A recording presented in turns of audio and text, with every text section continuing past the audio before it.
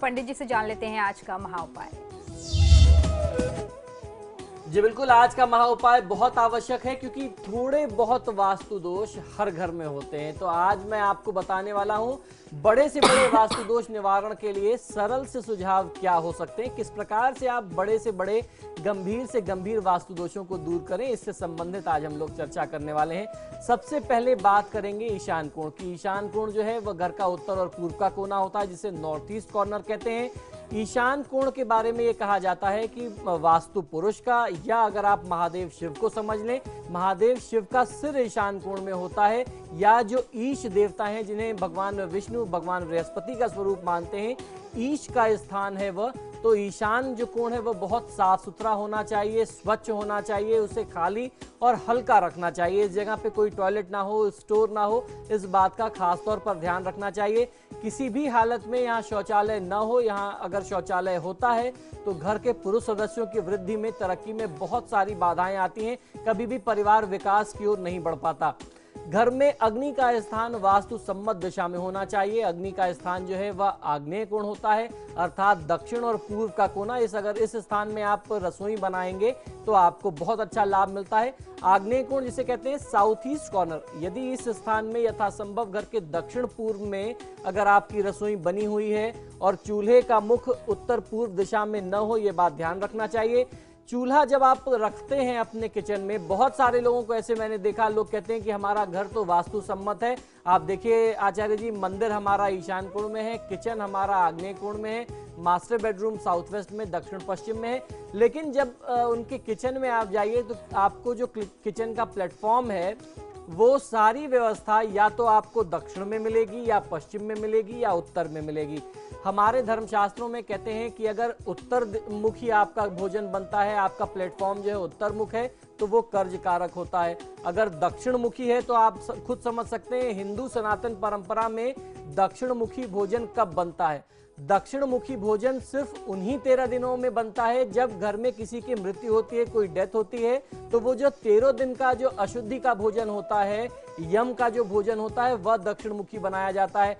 बहुत बड़े बड़े करोड़ों के फ्लैट्स लोग खरीद लेते हैं, कोठियां बना लेते हैं, लेकिन अगर किचन दक्षिण मुखी रह गया तो आप कभी हमेशा आप जो है अशुद्धि का भोजन खा रहे हैं, आप यम की दृष्टि से जो है भोजन कर रहे हैं, उनकी कृपा आपके ऊपर आ रही है, आपको स्वास्थ्य नहीं मिलेगा।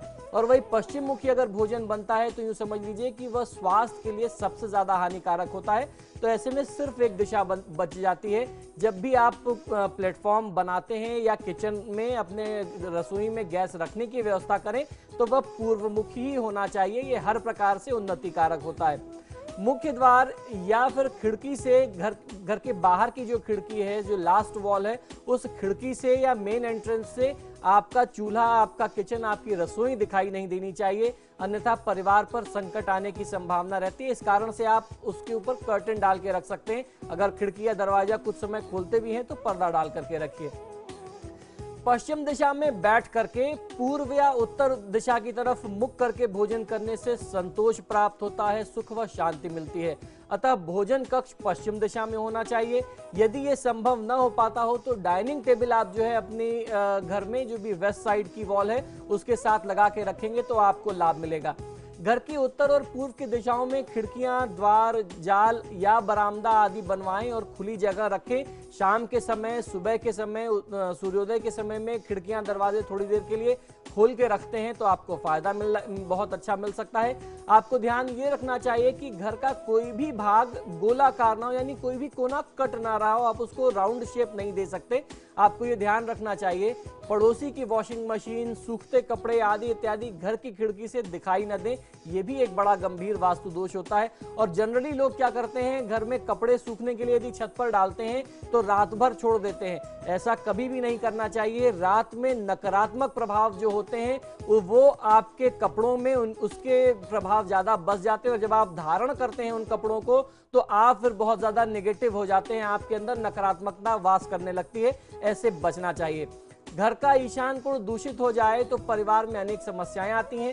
इस दोष से मुक्ति हेतु एक घड़ा पानी के जल से भरा हुआ, बरसात के पानी के से भरा हुआ, उसे मिट्टी के बर्तन से आप ढक करके ईशान कोण में रख सकते हैं।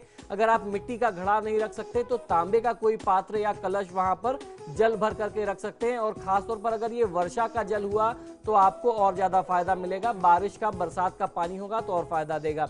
द्वार खोलते ही किसी भी व्यक्ति के घर में अगर खिड़कियां, क्षमा करें, सीढ़ियां दिखाई देती हैं तो ये बहुत अशुभ माना जाता है। ये एक्सीडेंट का बहुत बड़ा कारण है। यदि आपके घर की सीढ़ियां इस स्थिति में हैं तो उनके मध्य में आपको एक पर्दा लगा देना चाहिए, यानी दरवाजे और सीढ़ियों के बीच में एक पर्दा लगा दीजिए। दरवाजा खोलते ही, मेन घर में प्रवेश करते ही तत्काल सीढ़ियां न दिखाई दें। अगर ऐसा किसी घर में होता है तो ये बहुत गंभीर चोट चपेट, एक्सीडेंट और दुर्घटना कारक होता है। इसमें लोगों की जान जाते हुए भी देखा गया है इस दोष के कारण। तो ऐसे दोष से बचने का बहुत सरल सा तरीका यह है कि दरवाजे और सीढ़ियों के बीच में एक पर्दा डाल दिया जाए। इससे आपको इस दोष से मुक्ति मिल जाएगी। तो दर्शकों, आपका बहुत बहुत शुक्रिया हमसे जुड़ने के लिए, हमें कॉल करने के लिए। पंडित जी, आपका भी बहुत बहुत शुक्रिया, आप हमारे स्टूडियो में इतनी महत्वपूर्ण जानकारी दी। और इसी के साथ आपके सितारे में फिलहाल इतना ही। एक छोटा सा ब्रेक के बाद भी खबरों का सिलसिला लगातार जारी है।